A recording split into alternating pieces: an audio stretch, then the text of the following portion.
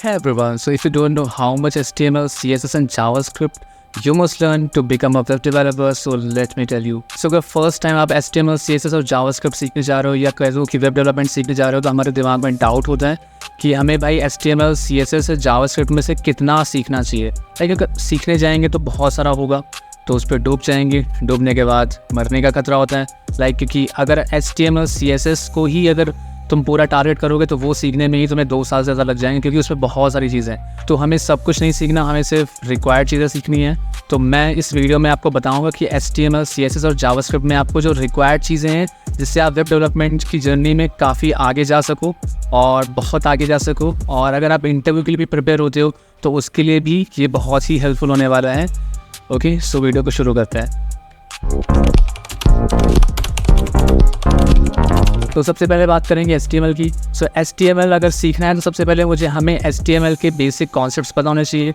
हमें HTML के basic structure जैसे डॉक टाइप HTML है, बॉडी क्या होता है, हेड क्या होता है, मेटा टैग्स क्या होते हैं, इन चीज़ों का नॉलेज होना चाहिए। उसके बाद हमारे कॉमन टैग्स होते हैं। कॉमन टैग्स में तुम्हारे इमेज टैग आ गया, link tag, add tag, then हमारे टेबल्स टैग भी होते हैं, फॉर्म टैग्स होते हैं, लिंक और भी काफ़ी सारे होते हैं। पर उन चीज़ों में डूबना नहीं है, तो जो मैं टारगेट कर रहा हूँ सिर्फ उनको सीखना है, ठीक है। उसके बाद हमारे सिमेंटिक टैग्स आते हैं। तो HTML में सिमेंटिक टैग्स का नॉलेज होना बहुत ज़रूरी है। Semantic tags like header, footer, articles, ये जो ह्यूमन रीडेबल वे में एक जो टैग्स होते हैं ना, वो हमारे सिमेंटिक टैग्स होते हैं। तो सिमेंटिक टैग्स होने का नॉलेज होना भी बहुत ज़्यादा इंपॉर्टेंट हो जाता है, ठीक है। उसके बाद हमारे HTML5 के कुछ फीचर्स हैं। HTML5 के features like you should know about the new form input type like email, date, number, multimedia elements के बारे में पता होना चाहिए, लाइक ऑडियो, वीडियो जो टैग्स होते हैं कैनवास ग्राफिक्स के लिए, तो उनके बारे में भी आपको नॉलेज होना काफ़ी ज़्यादा ज़रूरी है।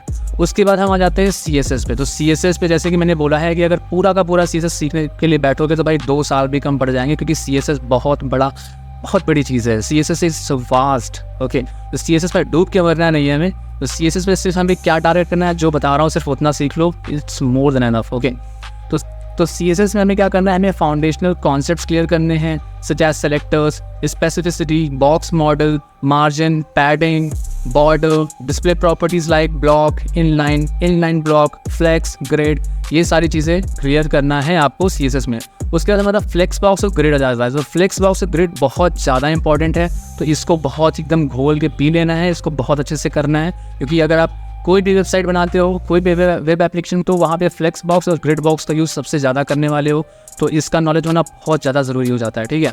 उसके बाद हमारा होता है रिस्पॉन्सिव डिज़ाइन। तो responsive design is just amazing.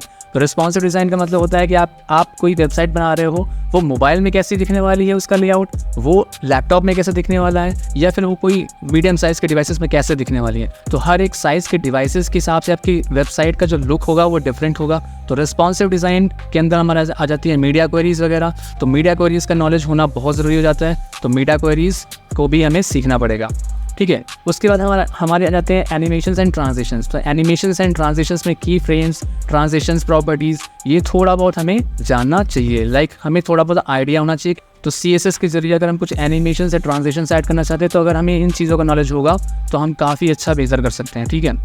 उसके बाद CSS में मोर देन एनफ है। CSS में अगर अब इतना आपको पता है तो बस आपको और कुछ नहीं जानना है, आपको उस पर जंप नहीं करना है, हमें उस पर टाइम वेस्ट नहीं करना है, राइट, क्योंकि उतना यूज़ होने वाला नहीं है, right.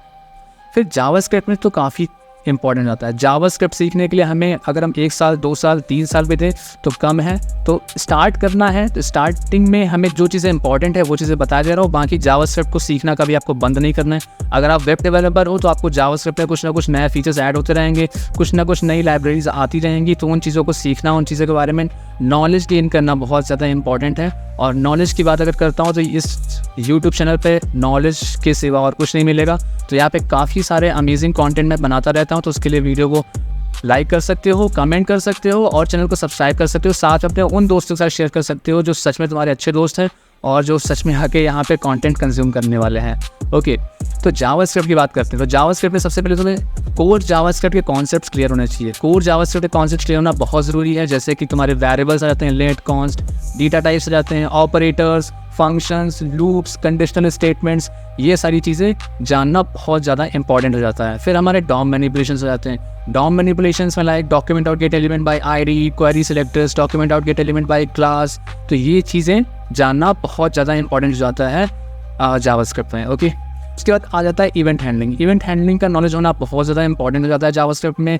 You should understand how to handle user interactions like click, submit, input events using add event listener. तो ये सारी चीज़ों का नॉलेज होना बहुत ज़्यादा ज़रूरी हो जाता है। उसके बाद कॉल बैक्स आते हैं, callbacks, functions, fat arrow functions, ये सारी चीज़ों का नॉलेज होना भी बहुत इंपॉर्टेंट हो जाता है। फिर ES6 के फीचर्स आ जाते हैं, जिसपे जैसे मैंने बताया कि एरो फंक्शंस आ जाते हैं, तो हमारे जावास्क्रिप्ट के फीचर्स आ जाते हैं, डिस्ट्रक्चरिंग, टेम्पलेट लेटर्स, मॉड्यूल्स में जो इंपोर्ट और एक्सपोर्ट का यूज़ करते हैं, async await, promises, callbacks, ठीक है, कॉल बैक हेल्प, इन चीज़ों का नॉलेज होना इम्पॉर्टेंट है। तो जब हम कोई वेबसाइट बनाते हैं तो वहाँ पे जेसन और API इंटीग्रेशन का काम बहुत ज़्यादा होता है। तो जेसन और API इंटीग्रेशन के बारे में हमें काफ़ी अच्छा नॉलेज होना चाहिए। मतलब हम स्टार्ट करेंगे तो थोड़ा बहुत कम होगा, पर धीरे धीरे जैसे हम काम करेंगे तो वैसे वैसे जेसन और API इंटीग्रेशन का नॉलेज हमें बहुत अच्छा हो जाएगा।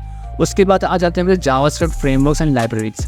ठीक है, जावास्क्रिप्ट में जो चीज़ अभी ऊपर बताई वो चीज़ अगर सीख लिया, उसके बाद हमारे फ्रेमवर्क्स और लाइब्रेरीज आ जाते हैं। तो जैसे अगर आप कोई वेबसाइट का UI डिज़ाइन करना चाहते हो, उसके लिए रिएक्ट नेटिव वगैरह सीख लो तो बहुत ही बेहतर रहेगा। और एक बार जावास्क्रिप्ट अच्छे सीख लिया तो ट्रस्ट मी गाइस, रिएक्ट और रिएक्ट नेटिव हलवा है, ठीक है, बहुत ईजीली समझ सकते हो। उसके बाद फिर तुम्हारे CSS के भी कुछ फ्रेमवर्क्स है लाइक टेलमेंट CSS अगर जान गया तो काफ़ी अच्छी स्टाइलिंग कर सकते हो, और CSS से काफ़ी ईजी हो जाता है क्योंकि हम वहाँ पे डायरेक्टली क्लास को यूज़ करके हम डायरेक्टली वहाँ पे डिज़ाइनिंग कर रहे होते हैं, तो वहाँ पे इतना ज़्यादा टफ नहीं होता है, काफ़ी इजी हो जाता है। तो टेलमेंट CSS, React.js या फिर रिएक्ट नेटिव, ये आप जावास्क्रिप्ट सीखने के बाद सीख सकते हो, जो कि काफ़ी ज़्यादा हेल्पफुल होने वाला है। ओके, और उसमें एंगुलर, Vue.js वगैरह भी आते हैं, तो वो चीज़ें भी आप सीख सकते हो अपनी इच्छा अनुसार। तो अगर मैं बिगिनर पॉइंट ऑफ व्यू से बात करूँ तो बिगिनर पॉइंट ऑफ व्यू से तुम्हें HTML के CSS और जावास्क्रिप्ट के कोर कॉन्सेप्ट्स क्लियर होना बहुत ज़रूरी हो जाता है। तो सबसे पहले हमें HTML, CSS और जावास्क्रिप्ट के कोर कॉन्सेप्ट्स क्लियर करना है, फिर उसके एडवांस टॉपिक्स भी पढ़ने हैं।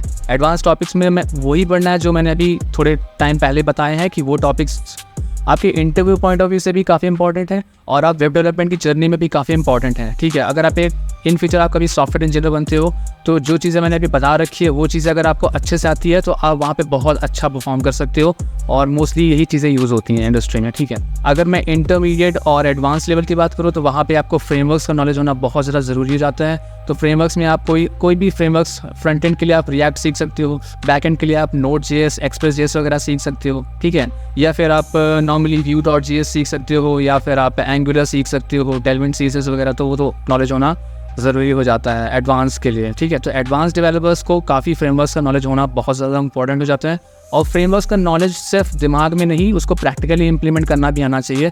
और साथ ही साथ हमें AI टूल्स का नॉलेज होना बहुत ज़्यादा इंपॉर्टेंट हो जाता है, क्योंकि जब हम डेवलपमेंट करते हैं तो वहाँ पे बहुत सारी ऐसी प्रॉब्लम्स आती हैं जो कि अगर हम उसको डायरेक्टली सॉल्व करेंगे तो काफ़ी प्रॉब्लम हो जाती है। तो ChatGPT या फिर AI टूल्स की मदद से वो प्रॉब्लम्स काफ़ी ईजिली, मतलब बग ईजिली फाइंड आउट कर सकते हैं और उसको हम ईजिली सॉल्व कर सकते हैं। ठीक है, तो नॉर्मल प्रॉब्लम्स को सॉल्व करने के लिए या फिर मिडिल लेवल की प्रॉब्लम सॉल्व करने के लिए AI टूल्स का नॉलेज होना काफ़ी ज़्यादा इंपॉर्टेंट हो जाता है, और एडवांस लेवल की प्रॉब्लम सॉल्व करने के लिए फिर इंसान का दिमाग ही लगता है। ठीक है, तो खैर हम काफ़ी ऊपर हैं AI टूल्स से, हो आगे भी रहे।